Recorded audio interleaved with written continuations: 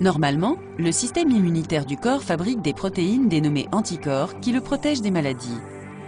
Les anticorps se fixent aux bactéries et virus nocifs que l'on appelle des antigènes, susceptibles de provoquer une maladie. Le lupus est une maladie auto-immune chronique, ce qui signifie que le système immunitaire attaque par erreur des cellules saines et des tissus sains du corps en l'absence d'antigènes.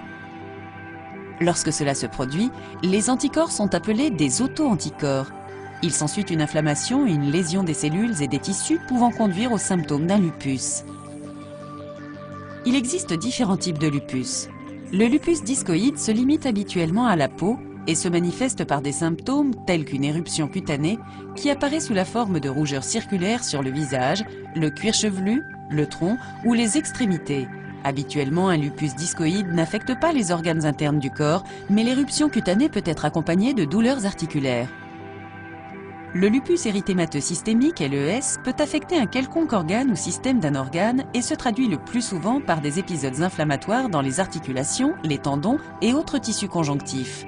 Les symptômes sont variables, notamment fièvre, fatigue, perte de poids, douleurs articulaires et musculaires, présence de ganglions, chute de cheveux, ainsi que nausées et vomissements. Comme il existe un large éventail de symptômes, la maladie produit souvent un effet semblable à d'autres maladies. Le symptôme le plus caractéristique d'un LES est une éruption en ailes de papillon siégeant sur les joues et l'arête du nez. Les symptômes peuvent disparaître et être en rémission pendant de nombreuses années. Les causes du lupus sont inconnues, bien que les scientifiques pensent que l'hérédité ainsi que des facteurs environnementaux soient impliqués. Cette maladie est plus courante chez les femmes d'une vingtaine et d'une trentaine d'années. Dans certains cas, le lupus peut être induit par certains médicaments. Le lupus est diagnostiqué par des analyses de sang et d'autres analyses de laboratoire. Son traitement peut être médicamenteux en fonction de la gravité de la maladie et des symptômes.